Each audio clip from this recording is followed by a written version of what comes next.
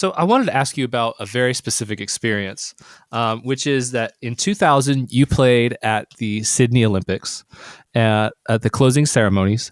I checked this out. The estimated broadcast was just under 3 billion people, which does not get you don't get any bigger than that in music. How did you get the call for that?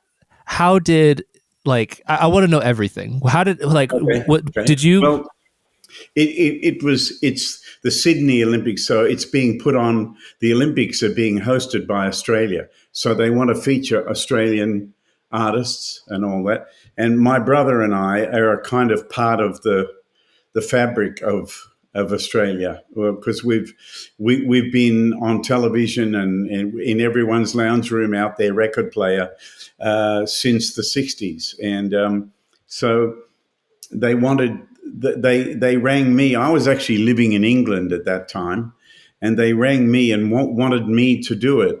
And I said, well, you can't have me do it without my brother. He's got to be there. So we chose the song "Back on Terra Firma," which is a John Jorgensen song, and Phil and I had recorded that song.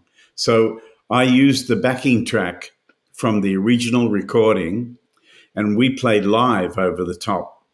We were the only act that played live. Everyone else had to mime because it was just too big, and everything's moving.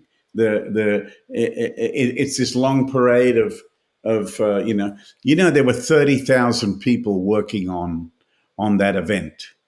30,000. It was run by the military. It was done in a secret location, all the rehearsals, and it was so incredible. I was so proud of my country. They, did such a great job. But Phil and I used Line 6 pods. Really? Yeah, and we played live. We used inner ear monitors, and we played live, and it sounded just like the record. That's amazing. That's incredible. Yeah. Why did you guys use the Line 6 pods? I'm just curious. Because we didn't want to mime. We wanted to play live. Okay. But you couldn't use like a Fender Twin or a Marshall, whatever. No. So, but there's a wonderful story to go with this happening. So, there's a famous tailor here in Nashville, and his name is Emmanuel, and he makes clothes, for people who can afford a Emmanuel jacket. If you can afford a Emmanuel jacket, you're doing pretty well. And so anyway, I go into Emmanuel's store looking at shirts and jackets, and I found a beautiful jacket, and then I saw the price tag. It was $10,000, right? And I didn't have $10,000. And anyway, so Manuel came up to me and he said, "Oh, what are you looking for, sir?" And I said, "I'm going to be on the Sydney Olympic, the closing ceremonies." He said, "Oh, congratulations," and all that. And I said, "I'm really looking for something that will just look so beautiful, and wow, this coat." And he took it out and he said, "You need a good shirt to go with that." And he went and picked a shirt, and he said, "Okay, and what was your name?" And I told him, and he said, "Are you the guy that played with Chet Atkins?" I said, "Yeah, that's me." He said, "Oh, great," and he loaned me the jacket and a shirt, put it in a plastic zip bag, gave it to me. He said, "Bring it back when you're done with it." I took it all the way to Australia, wore it on the Olympics thing, and brought it back to Manuel. Isn't that amazing? That is amazing. Yeah. What a guy. Yeah. Okay, but who calls you for this? Like, I mean, is it like the Olympic Committee? Is it Australia Broadcasting Company? Well, it's the company that it's their job to put the show together. So they wanted me to do it, which was nice. And I definitely wanted to do it, but I wanted my brother to be with me. And I said to him, "You need to take a photo of all this with your mind, because it'll never happen again." in our lifetime, you know. So yeah, it was that.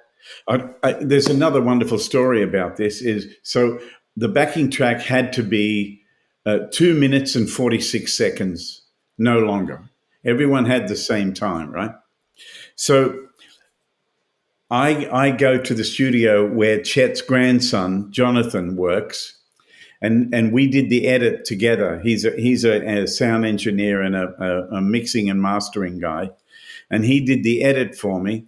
And then I had to go to the airport to get on a plane to fly Nashville to LA, LA to Sydney. And I get to the airport and I'm standing in line, and there's a very tall man with long blonde hair standing in front of me. And I thought, don't tell me that's John Jorgensen. And I looked around and it was him.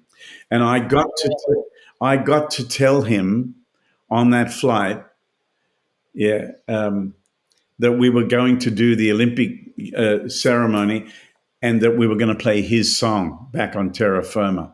And he just cried and was so thrilled. How about that?